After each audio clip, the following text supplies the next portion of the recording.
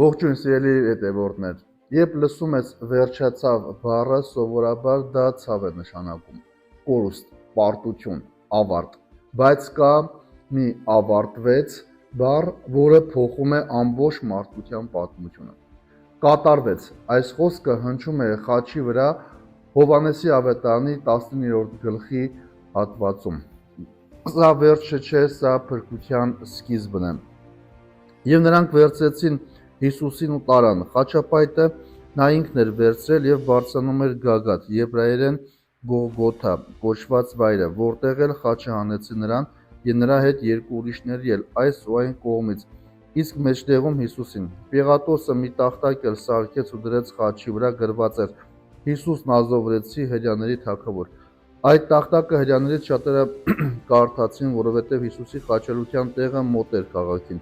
Տախտակն էլ գրված էր եբրայերեն, լատիներեն և հունարեն։ Հրեաների քահանայապետերը Պիղատոսին ասացին. «Մի գրիր հրեաների թագավոր, այլ գրիր նա ասաց, որ հրեաների թագավորն եմ»։ Պիղատոսը պատասխանեց. «Ինչ գրեցի»։ Իսկ զինվորները Հիսուսին խաչը հանելուց հետո վերցրին նրա հագուստներն ու 4 մասի բաժանեցին, յուրաքանչյուր զինվորի մեկ մաս։ Պատմուճանն էլ վերցրին, բայց քանի որ այն առանց կարի էր, միակտոր, վերևից ներքև ամբողջովին հյուսված, ուստի միմյանց ասացին.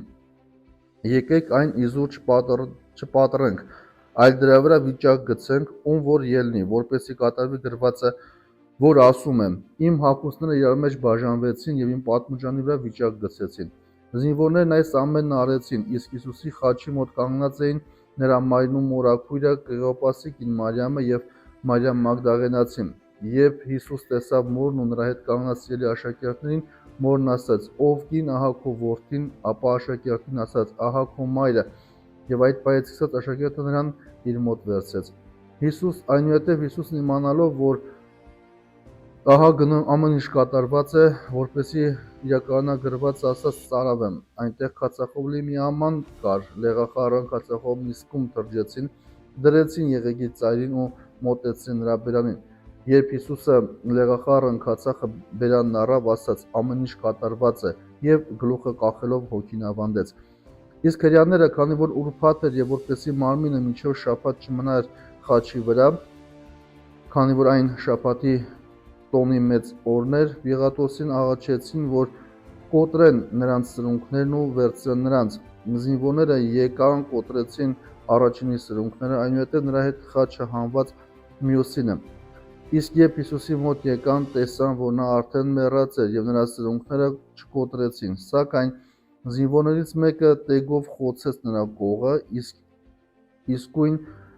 արյուն ու ջուր ելավ։ Այս բանը տեսնողը վկայեց, որ ճշմարիտ է նրա վկայությունը, քանզի գիտի, որ ճշմարիտ է ասում, որպեսզի դուք էլ հավատաք։ Այդ ամենը պատահեց, որպեսզի իրականանա գրվածքը. «Նրա ոսկորը չպիտի փշրվի», և դարձյալ ըստ մյուս գրվածի պիտի նայեն նրան, որին խոցեցին։ Ամեն։ Հիսուս Քրիստոս կրում է իր խաչը և բարձրանում Գողգոթա, նրան խաչում են։ Արտաքինից սա պարտություն է թվում, բայց իրականում խաչը պարտություն չէ, խաչը հաղթանակ է։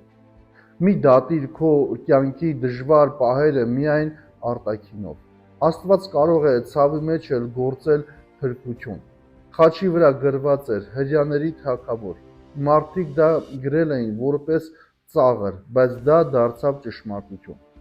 Աստված կարող է նույնիսկ մարդկանց ծաղրը դարձնել իր ճշմարտության վկայություն։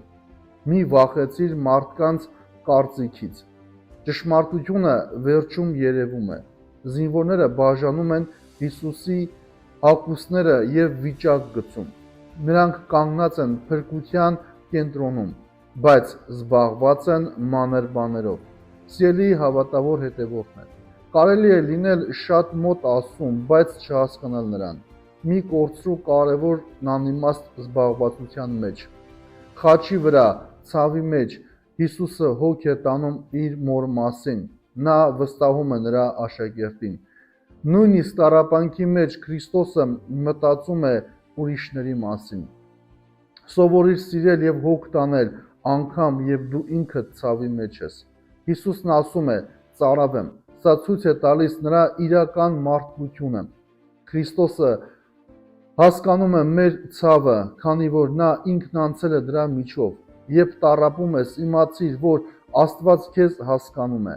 Սա ամբողջ հատվածի գագաթնակետն է։ Կատարվեց։ Սա պարտության խոսք չէ, սա հայտարարություն է։ Փրկությունը կատարվեց,